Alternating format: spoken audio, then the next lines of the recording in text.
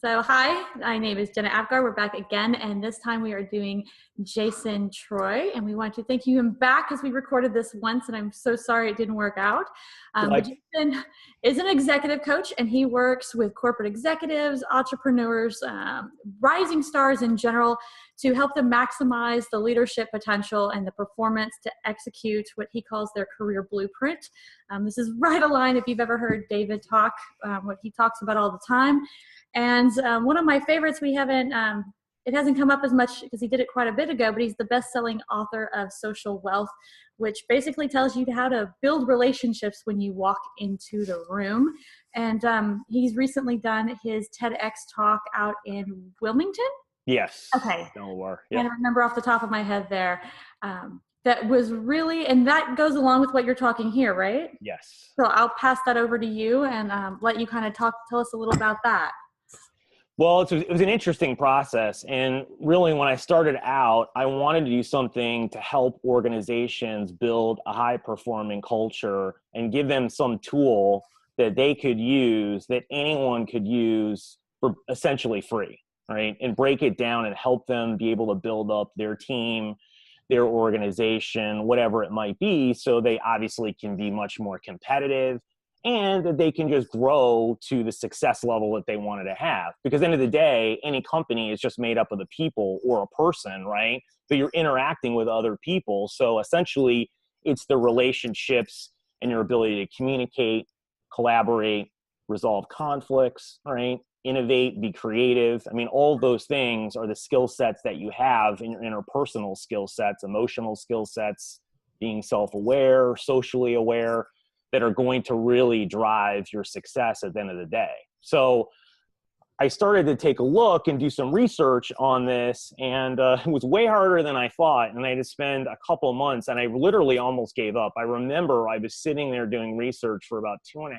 months, and I just didn't find anything that I thought was super compelling, and no ideas were coming out that essentially I thought were something that I should be spending like a year of my time on. So then I just was going along and came across this research study by a professor, Arthur Aaron. And I originally read it in the New York Times, and it was about a woman who went out and tried to use this study to find love. And it's a famous, she did it, I think it was 2014, 13 maybe, article.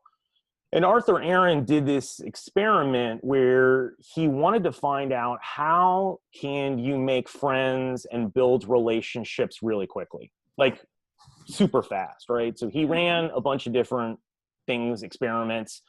And one setting that he did, which was the one that actually propelled him to be a lot more well-known, was he got 54 grad students together that essentially did not know each other at all. They didn't know any background. They didn't know each other's names. They had just no idea who the other person was, right? And they sat them in front of each other, and they gave them a list of questions. And there was a list of 36 questions. And in the beginning, the questions were pretty simple. They were like, tell me about, your favorite summer job and why it was.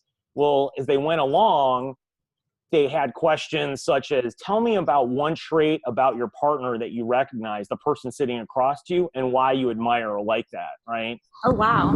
Pick 1 year of your life that you'd like to do over and say why that would be, right? And they had to go pretty rapidly. So they, were doing these questions within 45 minutes. So they only had a minute or less to really go through these. So it couldn't go really that far in depth either. And they measured, at the beginning of the study and then in the end of the 45 minutes. And what was really incredible about this was 30% of the people at the end meeting and interacting with a complete stranger that they didn't know, rated that relationship they created in 45 minutes as the closest relationship in their life. Right? Closer than any other person that they had, and they felt closer to that person. Any other person in their entire life, more than wife? Could be anyone at that point. If the grad student was married, then that's what they rated, right? I don't know.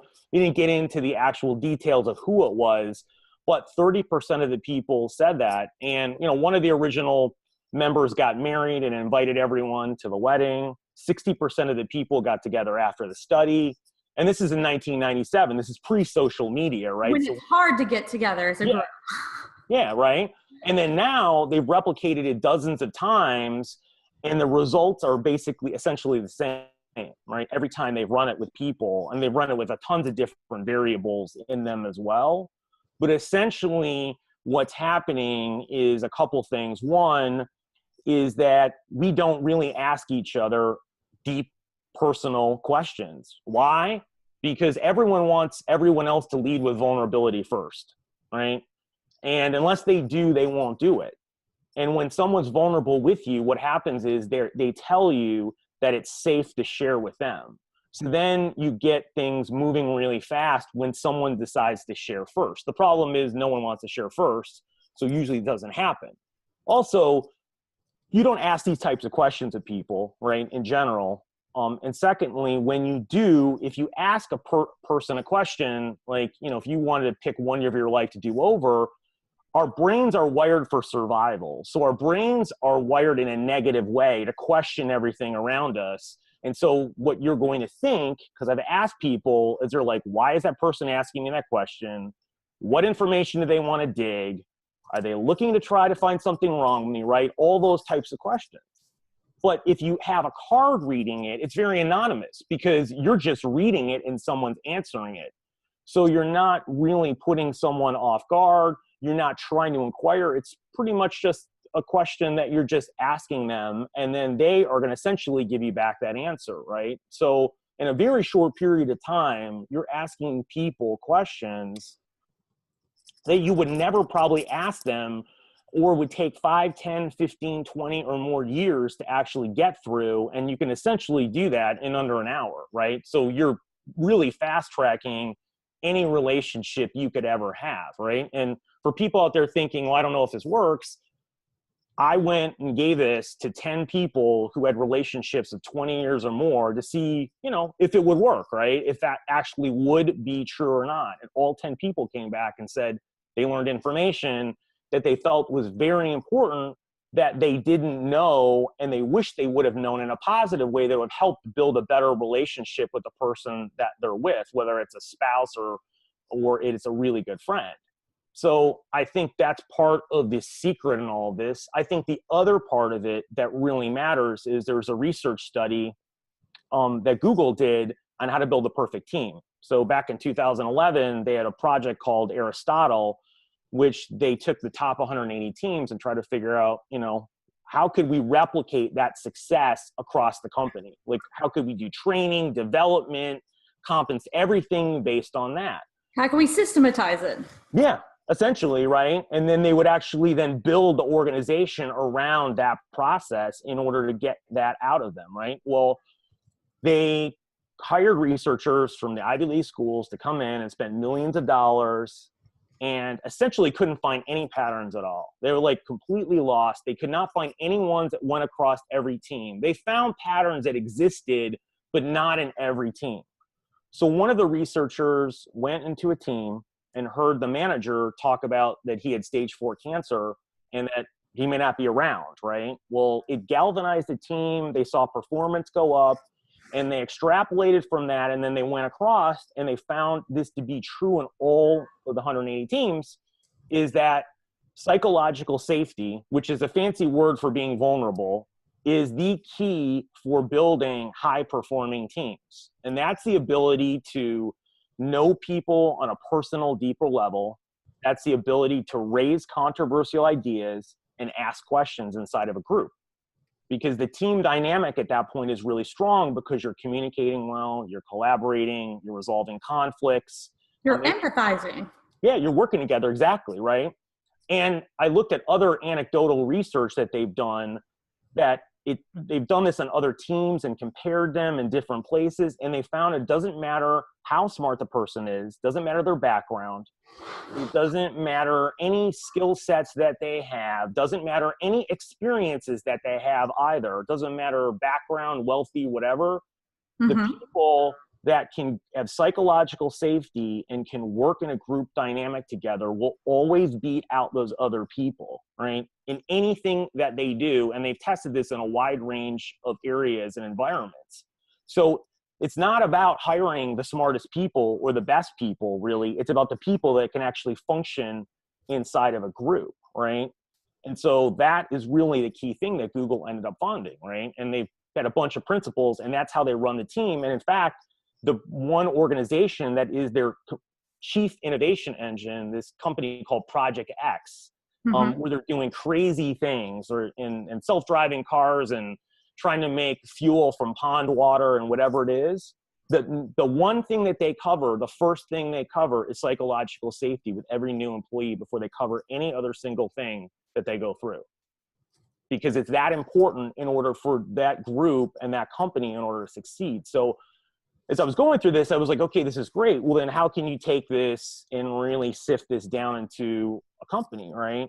So I created a game, this game called Cards Against Mundanity, which is essentially what Arthur Aaron did, but did it in a group scenario, right? Where people go around, they ask questions, they share information, and then at the end, everyone says 3 things that they learned about different people in the group, right? And so what happens is that people get to know each other on a deeper level, but more importantly too, and something that I realized as I was running these sessions, is that the emotional empathy is really the critical thing that bonds people. And what that means is that if you go through a tragedy or a loss in your life, I don't have to go through the same loss, right? Like, so if someone's mother died, doesn't mean my mother might die. It might be a friend, it might be someone close to me, but I've had the emotional experience of loss. So I can bond because I know what it is to lose something, and so do you. And so that creates another level inside of dynamic inside of a group that brings people closer together and can do it just like snapping your fingers. But it's not something people really think about because they think, well, there's this separation between work and life, right? And like, you know, it's either work-life balance or it's maybe integration. But, you know, something we talked about last time is that the stat right now in the US and globally is 40% of people feel like they're all alone, loneliness. And loneliness is at an epidemic rate. It's basically— That's kind of crazy given social media and all the means that we can communicate. They're so lonely. Yes, it's crazy. I just talked to one of the other speakers, and I won't give out their particular name, and also one of our members. They're feeling massive overwhelm. Right before our call, I spent over an hour, lots of crying involved, and inability to even see a brighter future. And something as simple as just inviting them to the office is difficult. So you can't even get them to start to communicate because they're so lonely. Yes. And when you're lonely like that, you're entrenched. And when you're entrenched, the hardest thing is to take the first step outside of there, right? Because you just feel like the anxiety's high. You feel like you're at war with the world around you. No one cares. It doesn't matter. And that really becomes a huge issue. And they've linked now loneliness is as dangerous as smoking 15 cigarettes a day. It's the equivalency of it. Like on the toll it takes on the body? Yeah. Or? Yeah, because right now they've done research, and food, water, shelter, and socialization are in equal proportion or as important, right? Your socialization is as important as you drinking water, eating food. You will die without it. Now, I know they've actually done that physical study with baby monkeys, where they had one baby handled by human hands and one had gloves on it and no human component whatsoever.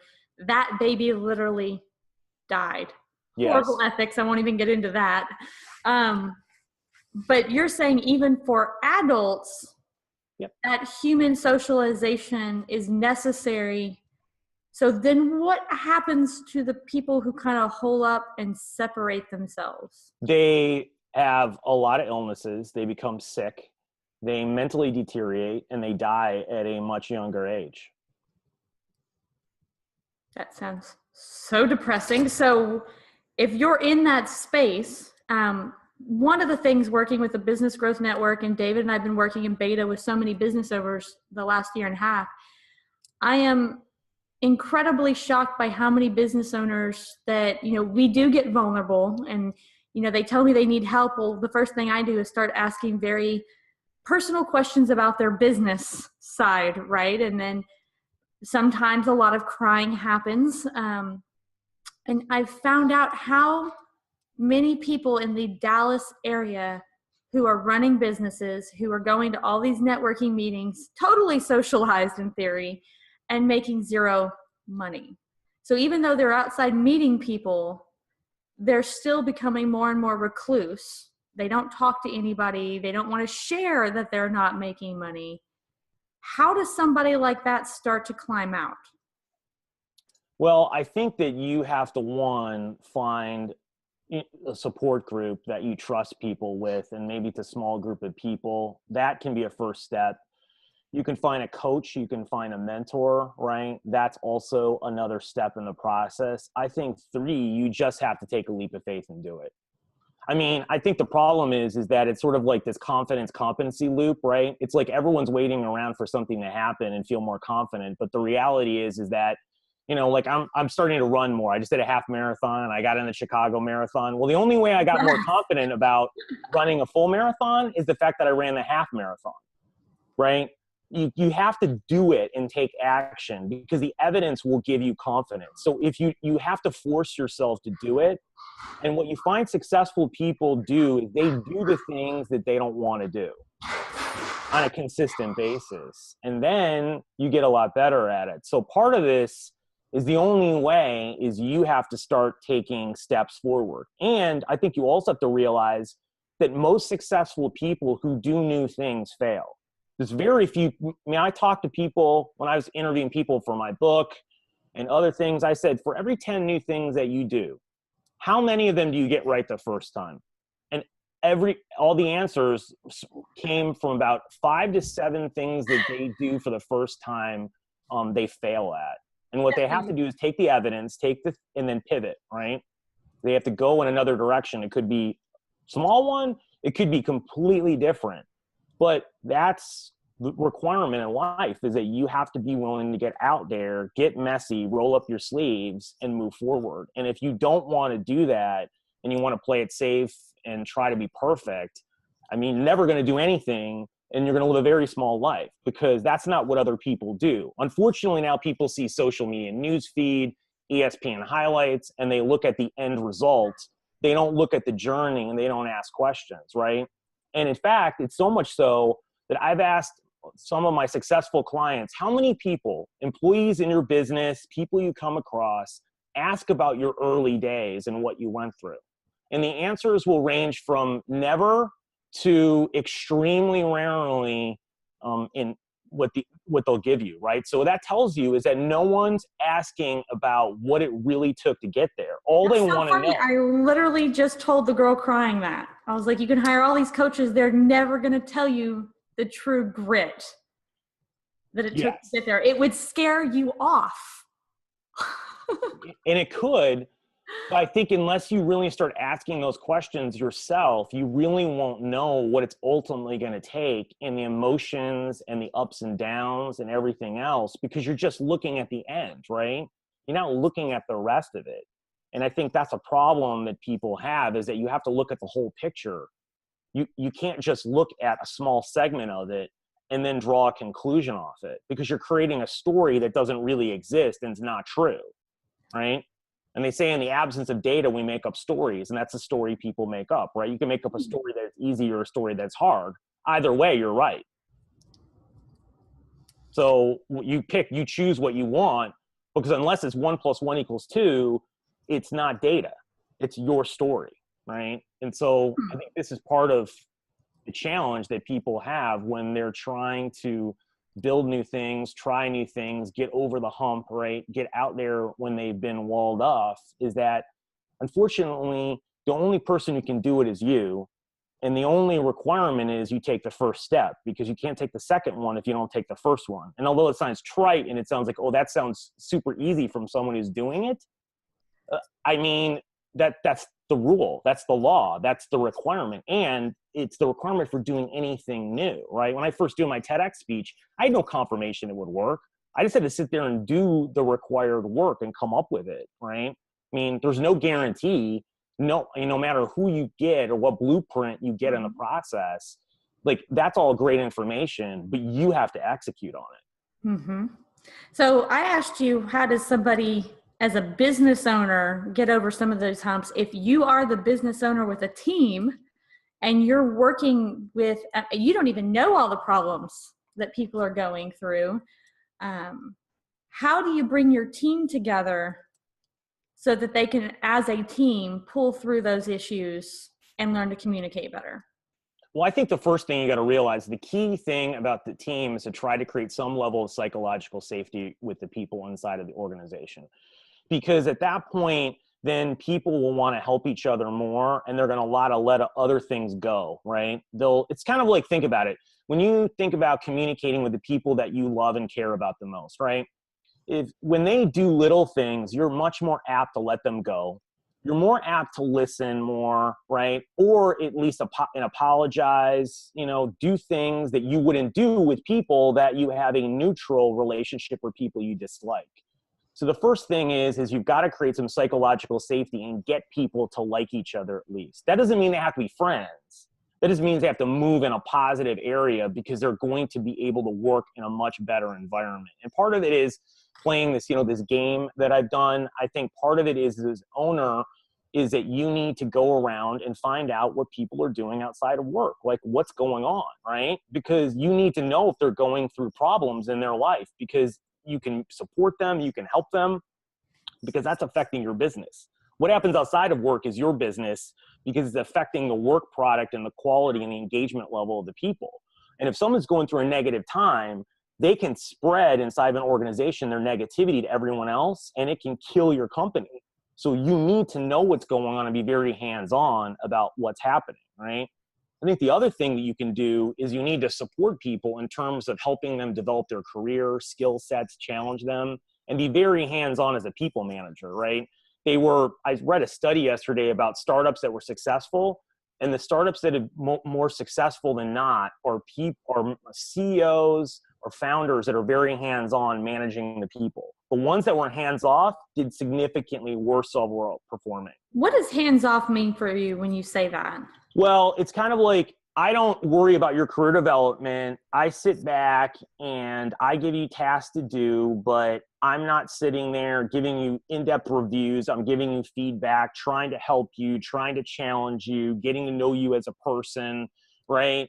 Walking to your office and seeing how you're doing. Do you need anything, right? Just really, caring and being there in the weeds. Those people close their office door. They get on the phone, right? If they're the CEO and there's a manager of sales, and then the salespeople, they don't really go talk to the salespeople. They don't really know them. They're like, oh, I'll talk to the manager, but then the manager can talk to the rest of the people, right? And they sort of wall themselves off. And that's what a lot of people do, because that's their management philosophy, or that's what they think that they should be doing.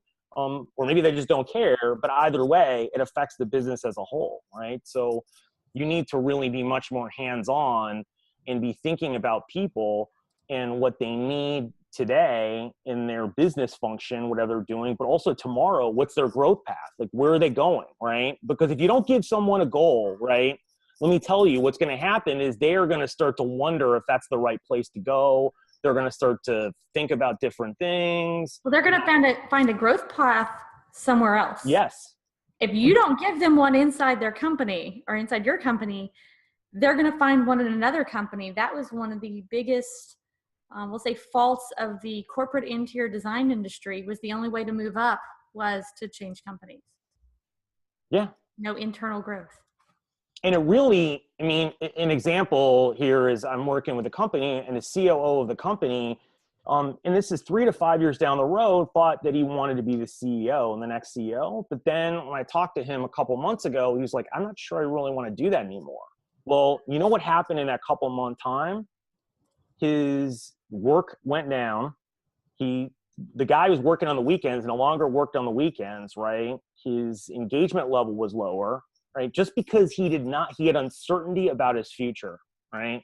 Which is really interesting to me. And that's a high level person in a large organization too. So it's not even a small one. So and someone who's smart and knows what their qualities and capabilities and future is.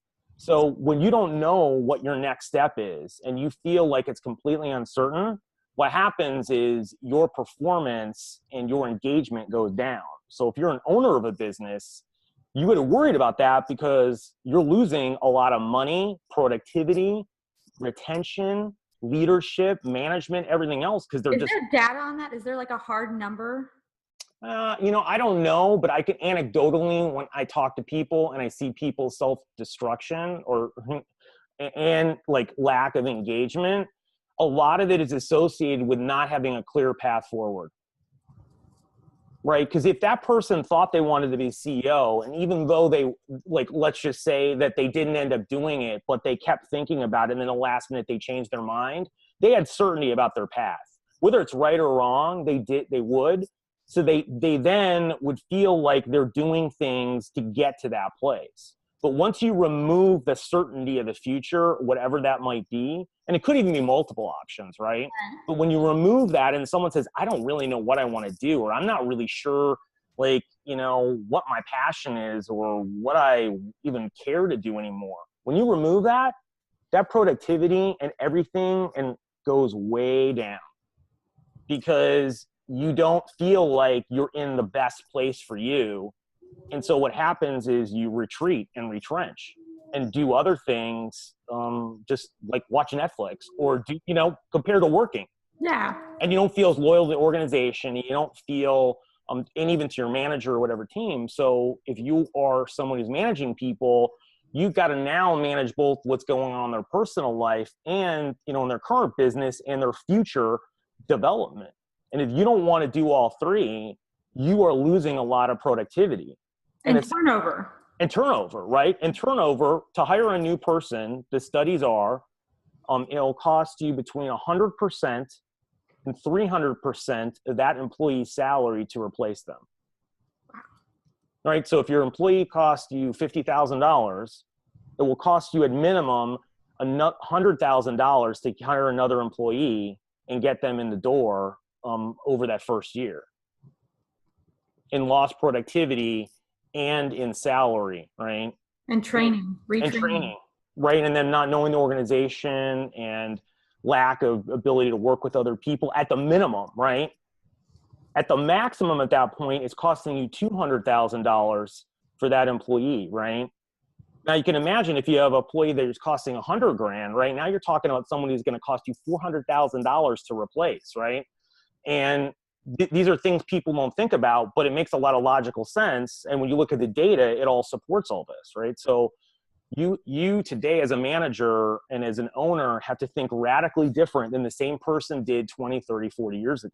And the problem is people don't think like that because school training doesn't tell you to think about all these things, right? Or tell you all about it. You just assume that people will just figure it out. Well, like last time I told you, I had a CTO who's a woman in a very large billion-dollar company, and she's going through a divorce. And I asked her, and I said, on a scale of 0 to 10, right? 0 meaning completely not engaged, 10 meaning 100% engaged. Where do you think that you've been for the last 6 months? And she said 6. So you got a person leading all technology. In a major corporation. In a major corporation that pretty much 40% of the time is not really there, right? How much money is that costing that business, right? Insane. And I asked her the question, I said, well, how many people on an executive team know you're going through this divorce and where it's at and what's going on? And this is not really anyone. And you think that people care? And she was like kind of in the middle, right? So I think when you take a look at this, you have to really be proactive because, you can say that's a big company and that's not me. But what if you're a 3-person company and you've got your key persons only 60% there? Think about the difference if they're 100% engaged or 60% engaged. Now, if you're the employee, so since we tried recording some of the information from that digital agency growth summit, try to set in, and one of the guys, he opened with a story of, what what one thing drastically changed his agency. And it was a story about his wife. She got pregnant, and when she told everyone, she was immediately fired. And I think that's illegal. They gave her a whole week to come up with a new excuse, but she found another company, got hired again. And when she was finally showing and told them, got fired again. So with that kind of thing, that's like highly visible vulnerability. You really can't not say something eventually. What can business owners do to cultivate that sincerely when the example that's in the workforce is that if you're vulnerable, there's a high chance or probability of getting fired or demoted or kind of pushed aside? Well, I think one, it's helpful just to walk around the office and ask how people are doing. Like, what are you doing for the weekend? Like, how's everything going, right? When you start doing that, you start building trust little by little with people, right? If you invest in them a little bit to try to help them, maybe you get them some training or you try to do something for them, you start doing this. You can play a game like this where you're getting people together, right? I mean, small little things, going out to happy hour. I mean, I think it's a lot of small, doing something for charity, right? Like building a house or something like this, or helping out in a day or an afternoon, right? I mean, I think if you do little things, you start to build trust with people. Because trust is built through caring more than any other part of it, right? It's more than sincerity, reliability. It's built through caring. And you have to show people that you actually care through your words and deeds. And then you'll get people more willing and apt to sharing what's going on, right? And then you'll have to be vulnerable yourself, and you're going to have to lead with things and share and tell stories and do things that allow people to open up, because your employees are going to be sitting there. And if you share something that's very vulnerable about yourself, they'll feel it's safe to share with you. That's just the way that vulnerability works. So then what happens is they're going to be telling you a lot more, right? And you have to promote, brainstorming and ideas and do ways and institute things that allow people to give their input and ideas and feel valued in the decision-making process, right? I mean, ultimately, you're the person who has to make the call and do a lot of the stuff, but there is a lot of room between running a monarchy, right, and then running something where everyone has a say, right? There's a whole lot of room in between that you can get people a part of the process, right? So I think as you start doing that, you'll get people to start being willing to sharing more things and coming to you with issues and problems. And the problem is, if you don't, is that you're walking around the office as like an executive or an owner with a blindfold on, right? That's the equivalency. Because the people who can tell you the most about the business and the problems that are happening and the challenges are the people working in it.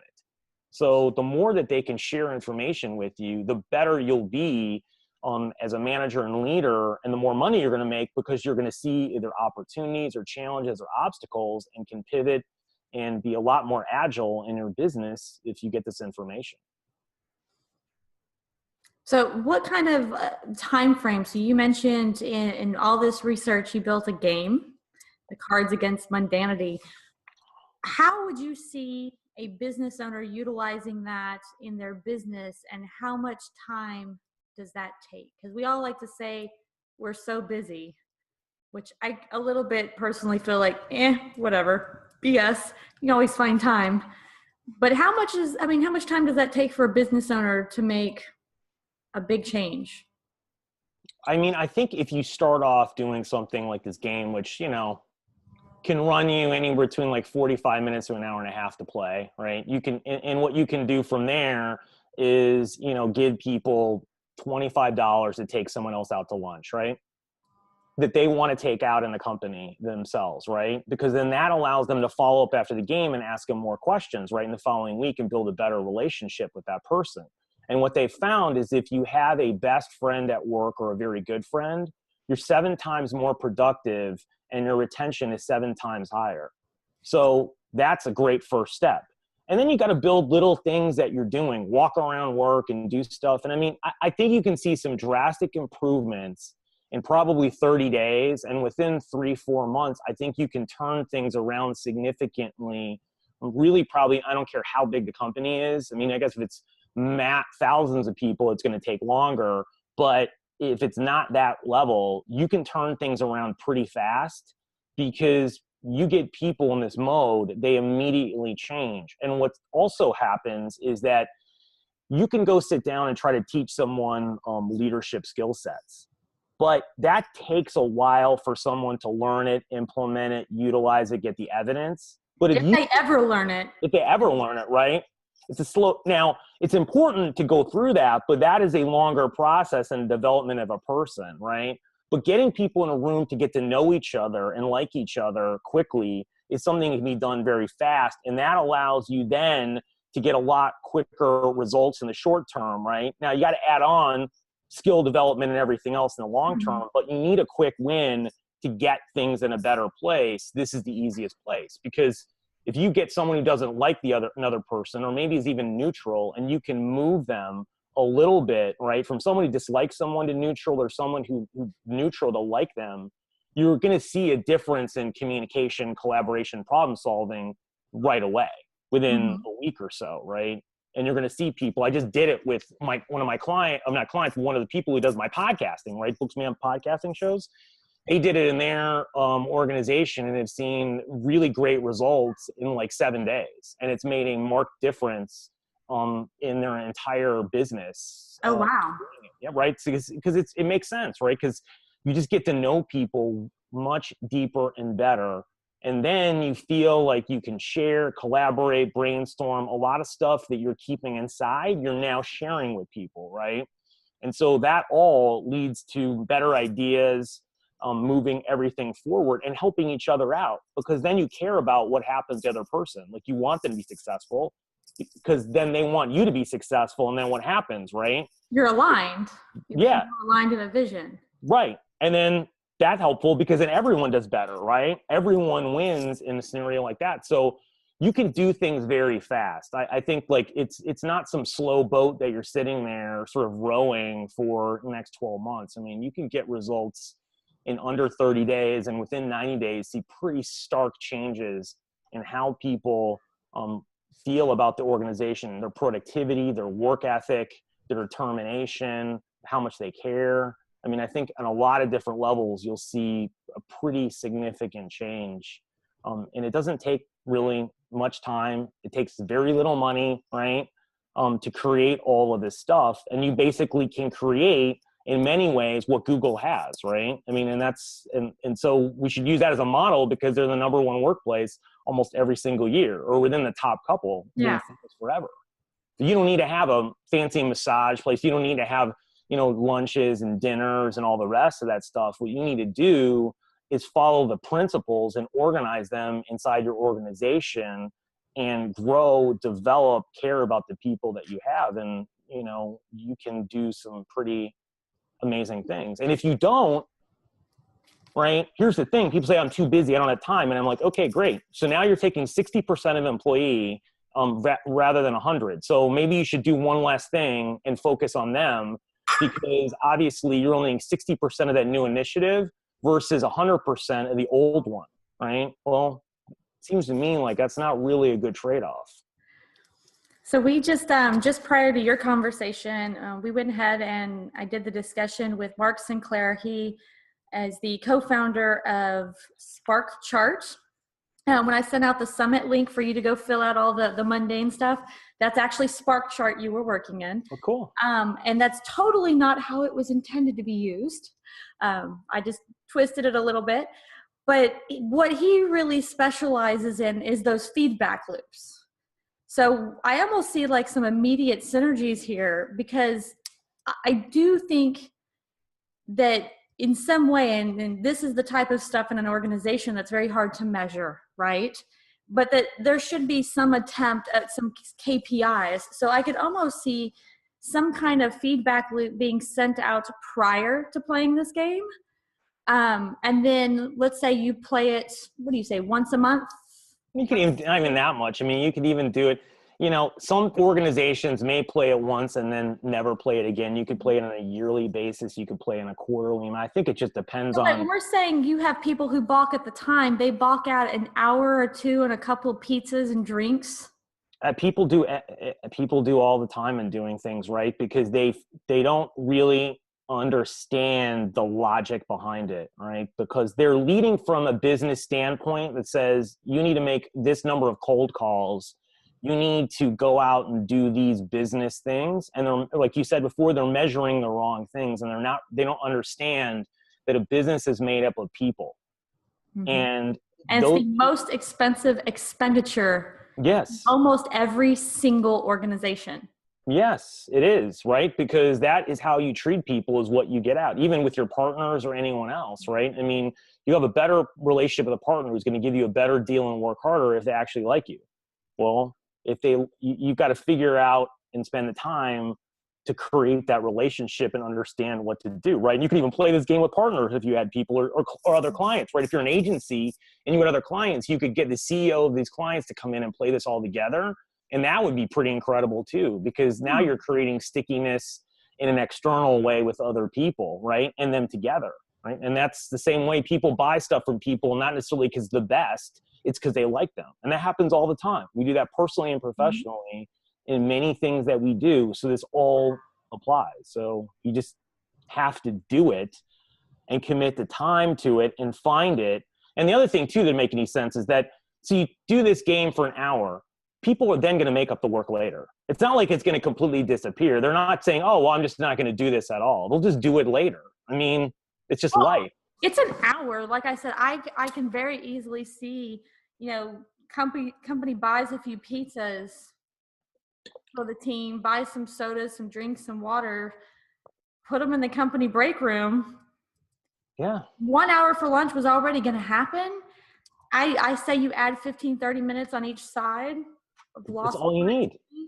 And I've done it too with teams. I've done it with teams that have not done it together. So they've known they've been playing it, but they've been separate. And you see the crossover happening as well, because they want to ask each other questions. They know they went through it, right? So it works even if they aren't in the same room and participating together, because people get what the experience coming out of it and they want to share it, and it's really fun. And it's just something that they also don't get to do. And most people, the other part of it too, I mean, just think about it. Most people wear a mask, right? They walk around with armor and a mask on. And if you allow people to take that off and share who they really are and be seen, it's pretty amazing how good that they're going to feel about themselves, and how excited they'll be, because it may be one of the only times they've ever had an opportunity to do that. And for other people to really look at them as another human being and really be vulnerable and share themselves. So I think it was Chris Rock who did the scene where he says, when you go on a first date, you're going out with the representative. Yes. It's true. Right? It's the same thing in business, right? And the point is, you got to get rid of that representative and get to the person.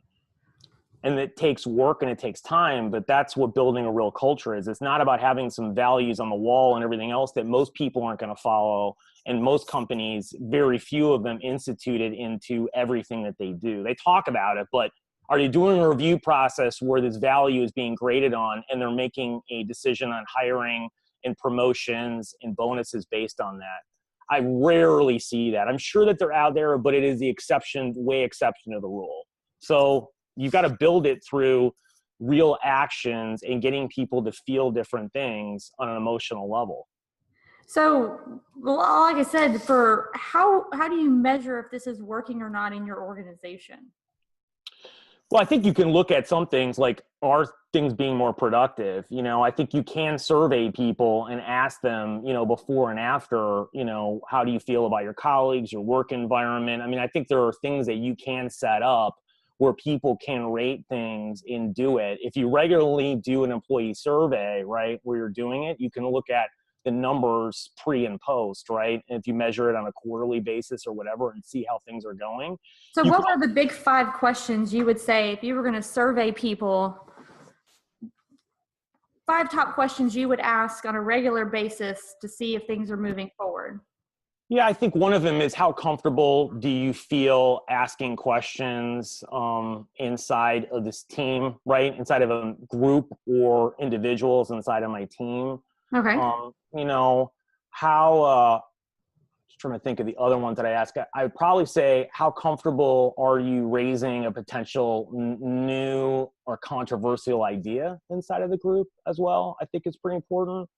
You know, how, what are the, I'm going to try to think of like, it's more of I'd ask a job retention question, and I'm trying to blank on something, but I'd ask like, you know, how happy and satisfied do you feel in your current role and position? I think that would be helpful to understand what's going on. I would ask someone at this point, you know, how do you feel about leadership and management, right? Management teams, right? On a scale of probably 1 to 5, 5 being something I'm really confident, I believe in them and doing it. I'm trying to think of Would it be that CTO kind of question? Yeah. Like how engaged in? Yeah, how engaged would I be? Probably how engaged I am in the organization overall. I mean, Because that's I not think that even would be pretty, hard. You can put that in a survey. yeah, 30 seconds. pretty quickly. Yeah. Right. You could also ask someone another question, you know, and this would be unrelated, but I think important is that, you know, how do I feel about my career development in this organization, right? How do I feel like my career path is outlined or something like that? Because then you're also going to know, and that isn't part of this, but it's separate. You're going to find out about, you know, how are people feeling about their future? Because if they feel if you're getting low scores in the uncertainty of their future, you know you're having an engagement problem. So I don't think I actually ever asked you this because I just assumed it was reasonable. And I know you turn out great products with both your coaching services and the actual physical products you put out. How much is the game? It's free. You can download it for free. So free. So the game is free. Yeah. I give you all instructions on what to do, and I give you ideas on what I would do next. All you got to do is download it, take a scissors and cut it out, right? I mean, or you could just even play it on a laptop and just take questions and go one to the next two if you wanted to, but that's all you need to do, right? And there's instructions inside of there, and Do you see my face of shock? So we have 2 hours per team in, you know, let's say you're completely taking them off production time. Yeah. $50 in pizza, give or take.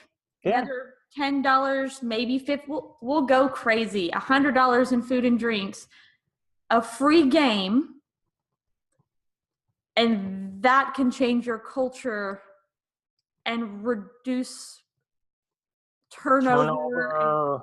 You know, and increase productivity in doing it. And now this is getting into 100 people that have gone through this that I have like spoken to, and people that I know really well. There's only been one person who wasn't excited about participating, and they quit 2 weeks later, which is interesting, right? So they weren't even going to play anyways because they were out the door, right? So if you essentially take that one person out, 100% of the people were excited about it and got value out of it to date. And the numbers are, I would say, I think pretty close to around that for people playing this, because the value getting out of it and the information that you're going to learn about people, there's essentially no way for you to learn this, right? Because you'd have to go across someone who's going through a very vulnerable moment, like a loss in their family, or at a very low moment, for them to be willing to share this stuff, right? It's total chance. Yeah. Right? Total chance, right? It's not, when are you going to ask someone, tell me, the most challenging year you've had in the last 5 years and why it happened and what you learned from it, right? Like, let's just even say any of that information. Like, the only way you'd ever learn that is some couple different chance situations. So essentially, you really don't know that much about people that you work with because you're not knowing at a deep level. And these are the people you're spending like 60, 70, 80 hours of your waking and time that you're thinking about, and you don't even know them, and you don't even know who they are, and you have no real personal information or very little about what's really going on. That to me is crazy. I'm just running numbers here, and like I said, let's say crazy for each team, $100 in food and drinks. The game is free. Let's say you're a bigger organization and your people are worth a lot, and it's, let's say, $500 in productivity you've missed, of $600 now. Combine it with, let's say, Spark Chart to get the feedback loops, $210 for the year. And a $9 per month, so $120 a month or a year email system to create an automatic drip that automatically sends the survey out to get that continual feedback for 1 year, and you're still at less than $1,000 a year, which is less than most coaches, to completely change your cultural phenomenon inside and to increase production or productivity by 40%, 50%, 200%, and reduce turnover, which could save you what we were talking about, $200,000 for a lower end employee, $400,000 for a six-figure employee, not to mention, let's say, the COO who might be making more than six figures. Yeah. That seems so brain dead simple. I know. That's the point, right? I mean, there's no reason not to do this. I mean, and essentially in a business sense, you're stupid for not doing it because it's free money and productivity that's just waving in front of you and trash bags in front of you that they're saying, take it, hand it to you, and you can be way more competitive, right?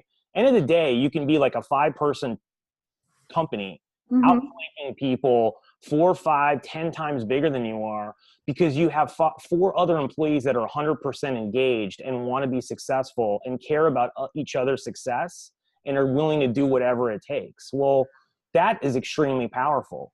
You can be way different, and the clients or the people that you run across are going to want to be with that organization because they're going to know you care about them, and then they're going to trust that things go well. And even when they don't, they're going to be much more lenient about how mad that they get because they know if they go somewhere else, they're not going to have that, right? So you win on every paradigm. So the deck is stacked in your favor in every possible way, right? I mean, when you really think about it, how people work and interact, not at a high level, but in a minutia granular level in what they do. So it really doesn't make any sense why people aren't doing this. It's just, I think they believe that in their own head, they've created a story that this doesn't really matter, right? It's all about numbers and we're all about flow charts and, you know, meetings and goals and business things, and people don't really matter and whatever they care about and emotions don't. But that's not what all the logic, research, data, numbers all point the exact opposite way, right? It's kind of like you're on the table and the doctor says you're having a heart attack and you're going to die, and you say, no, you're wrong. I know better than you do, right? That's the same equivalent.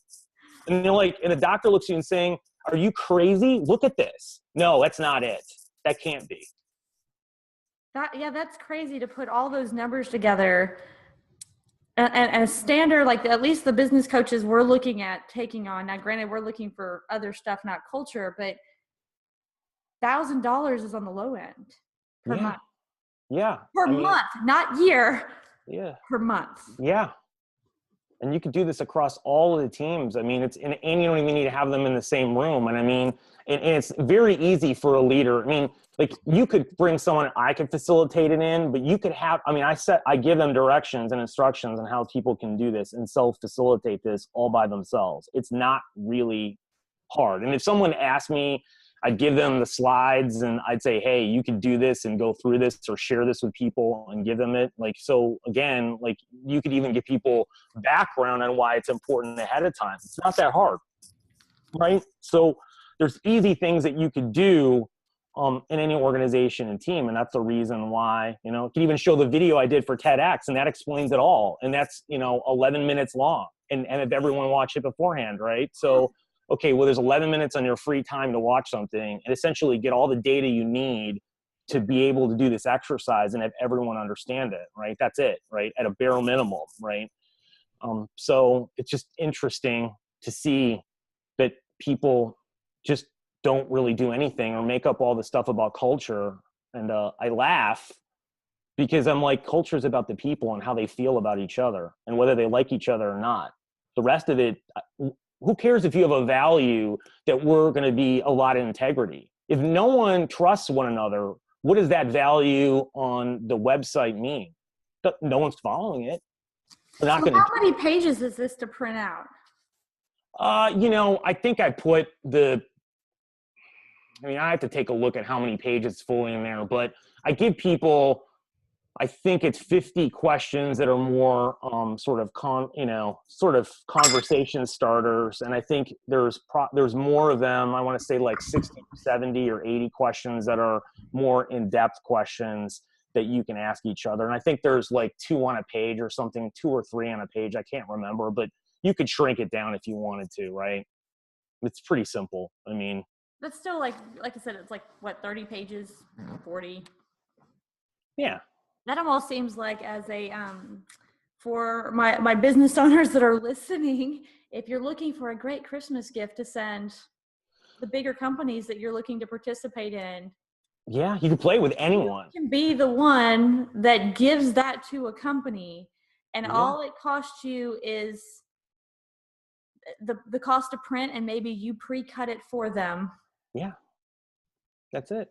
That's essentially it. It's pretty simple to do, right? I mean, and if you wanted to, you could play this with friends. I mean, you could really take this. You could do the sports team that you're coaching. You could do it in a church organization. You can do it with any organization and team, a charity group, a charity board. I mean, any group of people that need to work together in some capacity or want to get to know each other on a deeper level.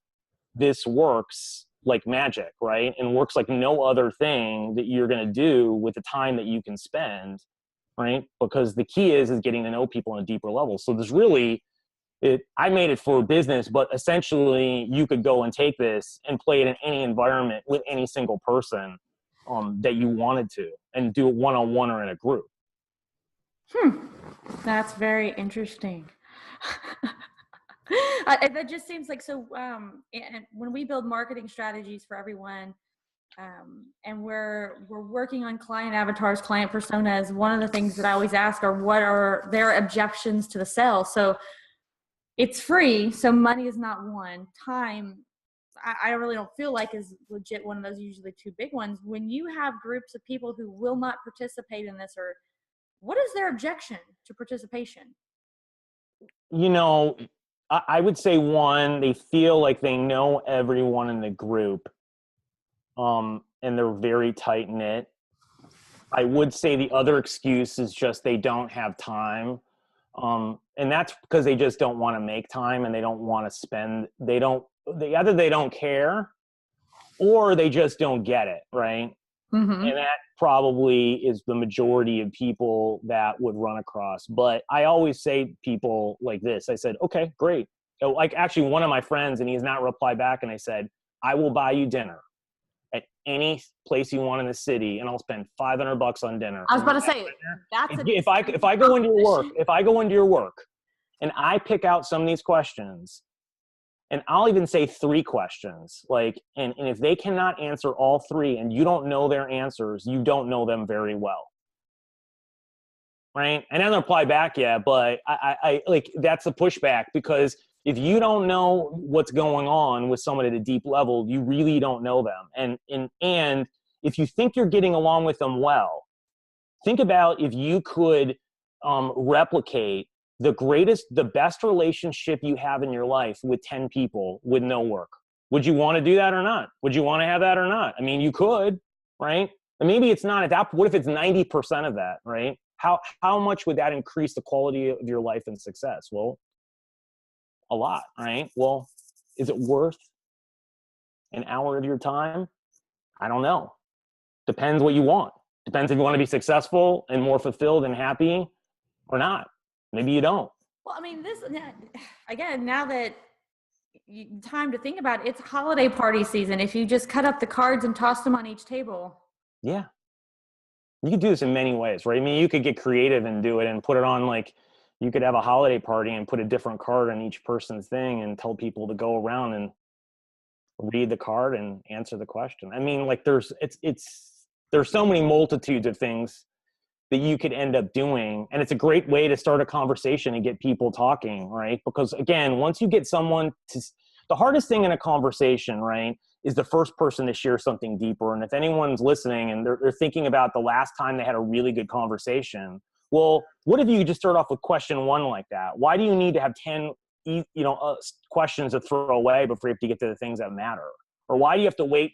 if you just met someone on conversation number 1 into this 10th conversation to have a meaningful conversation. You're just doing that because that's a story made up in your head that you think that's the way that interactions with people are developed and how relationships are built.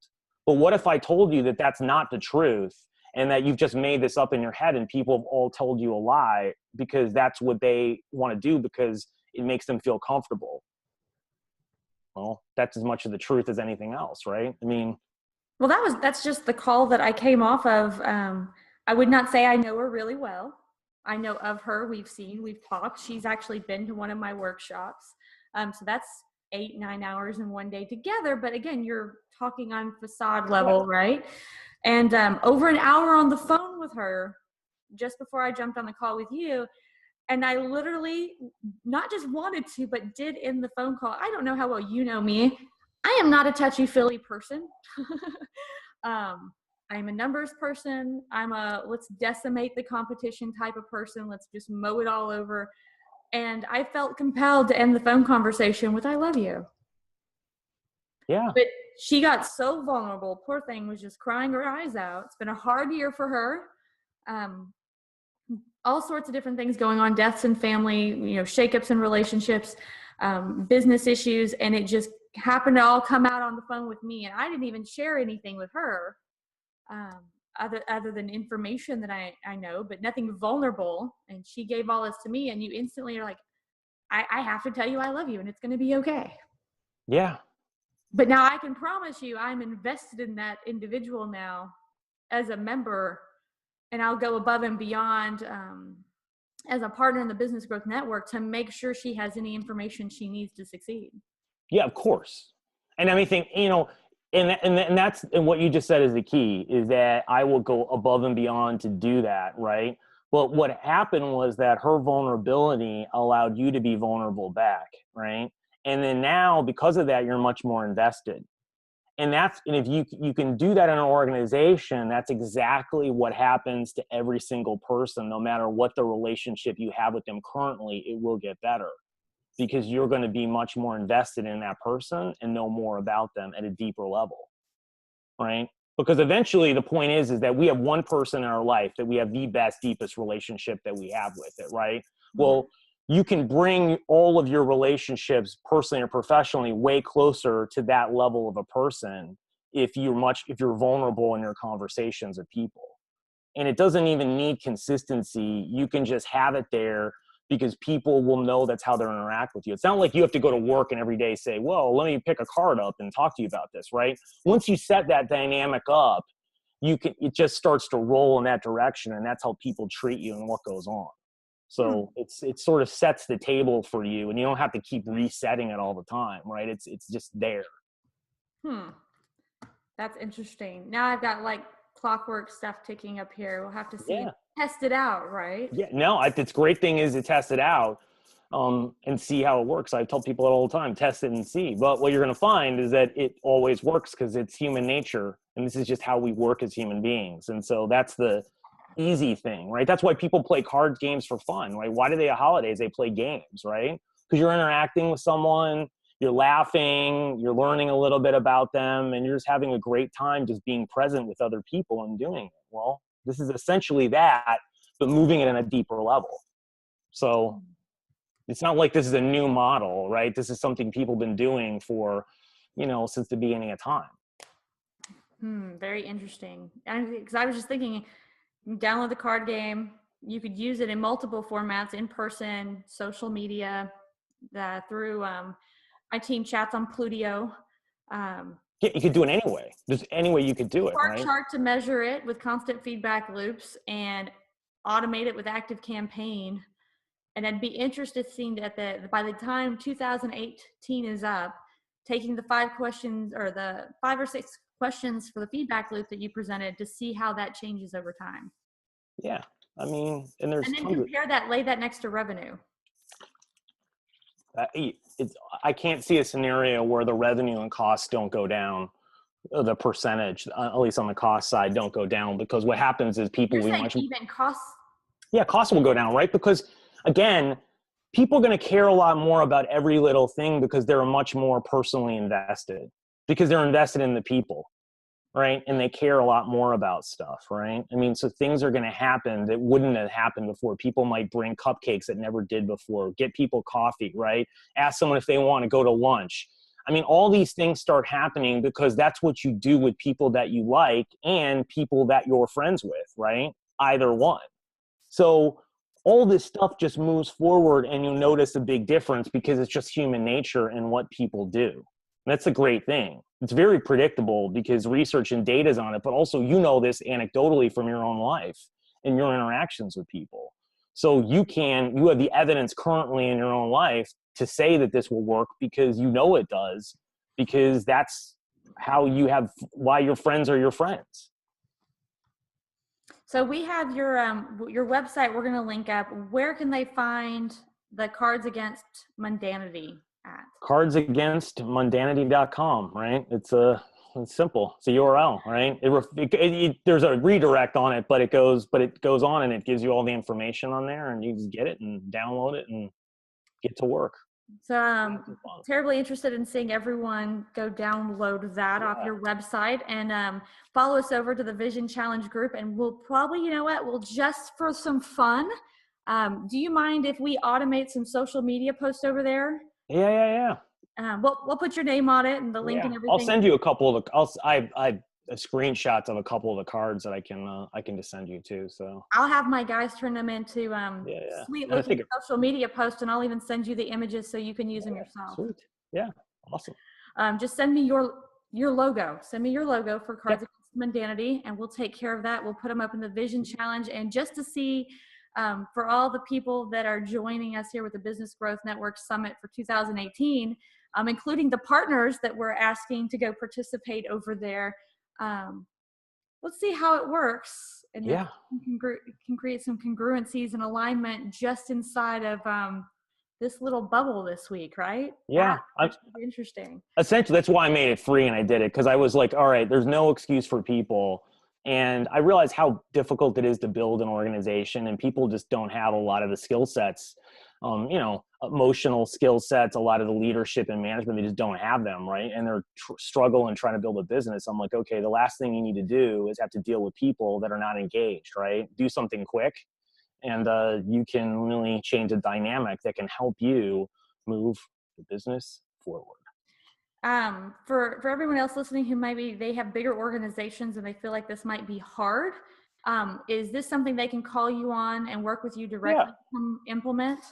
It's simple. Essentially, it's in groups of 4 to 12, and what you do is you just do them separately. And then what happens is there's some things that you could bring people together on it. But a lot of it, you'll just find that things will just start to cross over because people are part of the whole experience. And the only key is you need to let them know that all the rest of the people are doing it, right? That's the only linchpin in the process that needs to happen. But there's, and you can give them materials. No.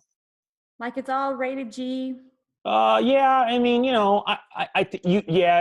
may have to go through some of the cards if you're doing it. Like I talked to someone who was doing it for a high school basketball team. That's kind of what I was thinking about. And I'd say you have to go through the cards because some of them wouldn't be germane. Like I think if you could pick 1 year of your life to do over, it wouldn't be germane to someone who's in high school, right? I mean, like it's not necessarily PG. Screwed up bad enough yet.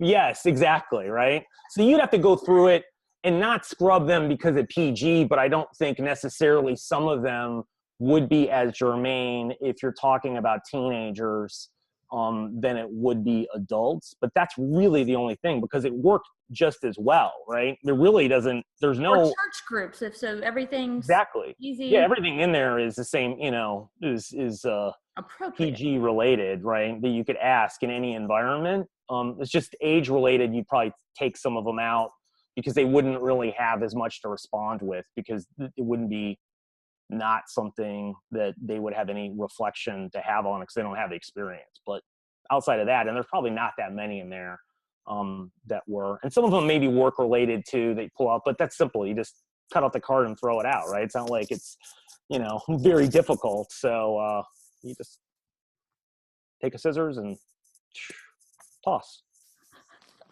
Well, very cool. Thank you so much, Jason, for coming on and doing it twice, by the way, because I did record it the first time. But I'm actually kind of happy. Like I said, I had forgotten to ask you price, and I had not talked to Mark Sinclair's Spark Chart yet. And I definitely, like I said, you combine you, Spark Chart, and automation and active campaign, and this is so easy to implement. It's dumb. Yeah. You'll have to go check out the Spark Chart too, because it measures for you. That's awesome. It does all the charting, so you can lay everything out. But thank you so much for joining. Do you have any final thoughts? No, just do it. Get out there and take action, right? All right, and we got the link right up there, so no excuse not to. It's free, and who doesn't want pizza and drinks for lunch? Yeah.